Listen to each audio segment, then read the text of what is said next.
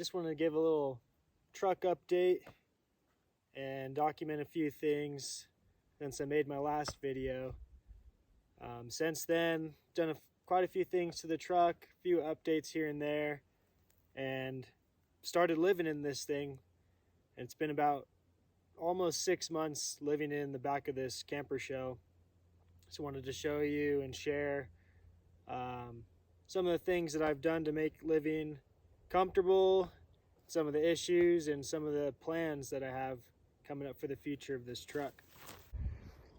A big update since the last video is I put this winch bumper on the front of the truck.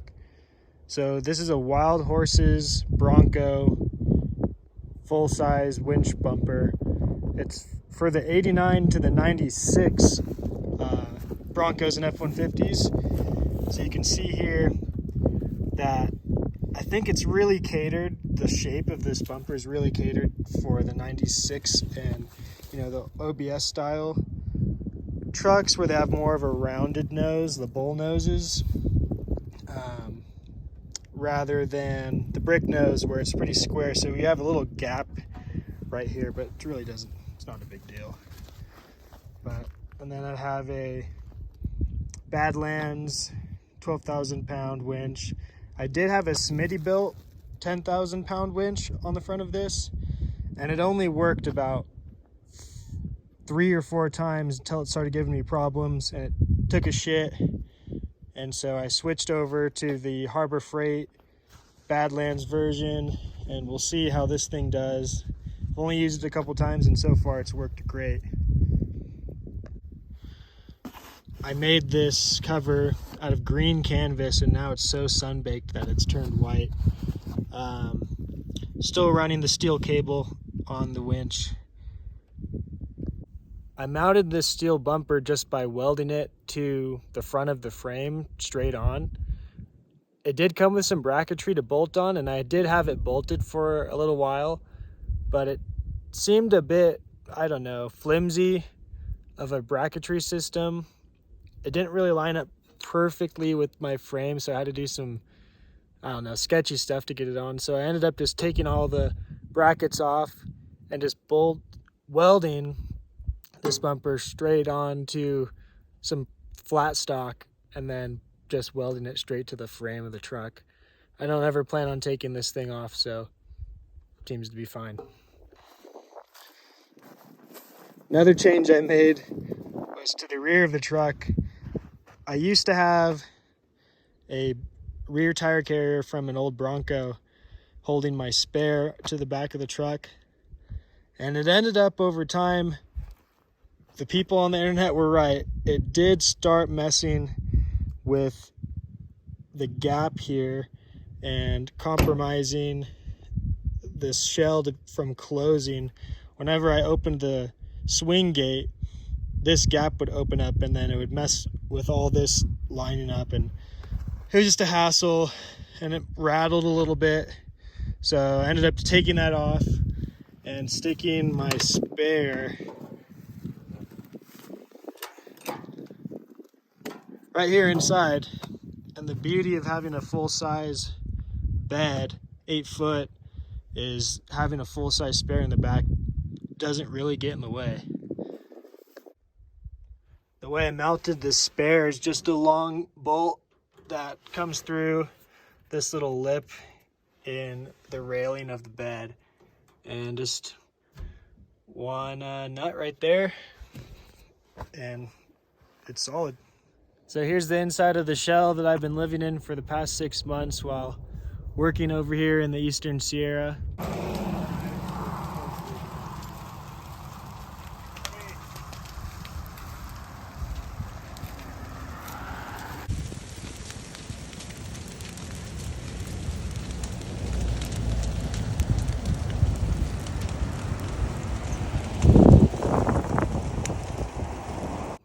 It's a real simple setup.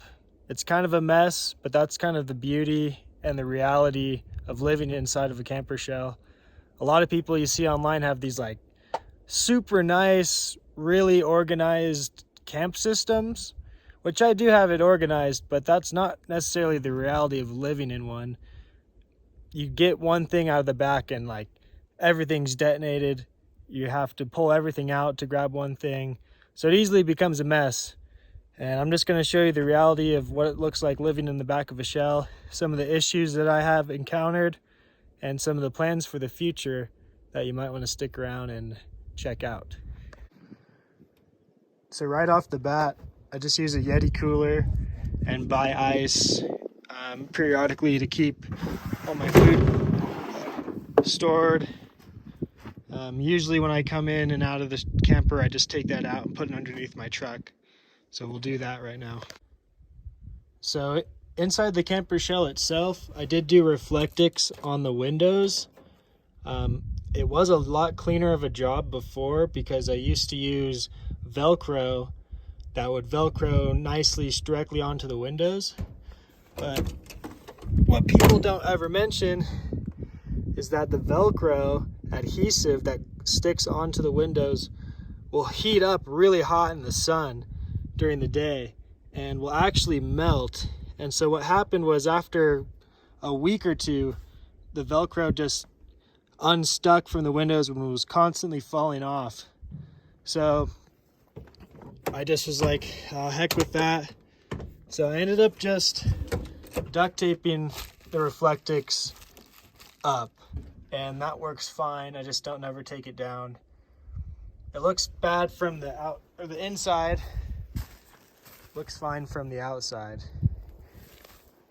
So crawling into the camper, I'll show you my bed. My bed's just made out of a plywood platform that was actually gifted to me by my geology professor, Dr. B. Thank you if you're watching this. It's been a huge help, and it's been pretty nice to live on this little platform that he made. It's about the size of a twin bed, and I used some foam from Home Depot and a little mattress cover to create the mattress. The bed itself includes some storage, so underneath here it opens up and I have my kitchen equipment and some clothes in tubs. And up forward I have a small cabinet that was gifted to me as well with the bed. And this is where I keep my pantry things. One thing I like about this pantry setup is that their doors aren't on hinges, they're just Velcroed on. And so with that, you don't need a huge clear area to swing the doors out. All you have to do is just have a little bit, and could lift this completely out and access things if everything is a mess, which it tends to be a huge mess. The bed here, it is pretty small. Believe it or not, I have had 2 people in this bed before. Decently comfortable if you're down to snuggle. Who's got a word for Shanty Man? You can see it's a really simple setup. It's really just the bed, storage beneath the bed, and then the pantry here. Do have rack for the fishing pole and a little shelf over here where I stick my phone and things at night. But it's a little bit tight in here. I can't fully sit up, but almost. You're really only in here when you need to sleep and not really hang out too much. I don't have any electricity rigged up in the back of this truck. And honestly, for me, I don't think that's too much of a necessity. With the brightness of battery-powered lamps and lanterns at REI, you really don't need to make like a whole LED setup to be living in the back of a truck. You just use these and they're fine. To charge my things, I do have an extension cord that I do run out when I'm near buildings and can plug in and be able to charge my equipment, which is really just my cell phone, so it doesn't really require too much power. I do carry 5-gallon water jug, extra tools, and my camp stove just right at the exit of the bed because those are the things I need the most. And then I'll just do my cooking right out on the tailgate, and it works. Overall, I really enjoy this setup. It works. It's super simple and easy to maintain. All this stuff can come out of the truck. Nothing's bolted down. So when I need to use the truck as a truck, I can just take it all out, which is really nice. So I like that modular ability. But there's a few major problems with the setup. One most apparent one is the space. I'm kind of a tall guy. I'm 6 foot, 6'1" with boots on.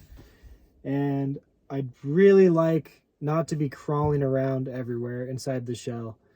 It gets really tiring if you have to get something from the very front of the shell and then crawl back out, crawling in, crawling out, crawling over all the gear.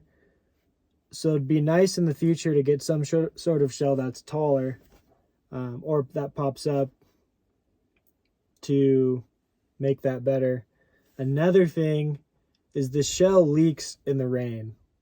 This shell, by the way, I got for $60 from an old man on Craigslist, and I've definitely got my money's worth out of it, and so that was pretty cool.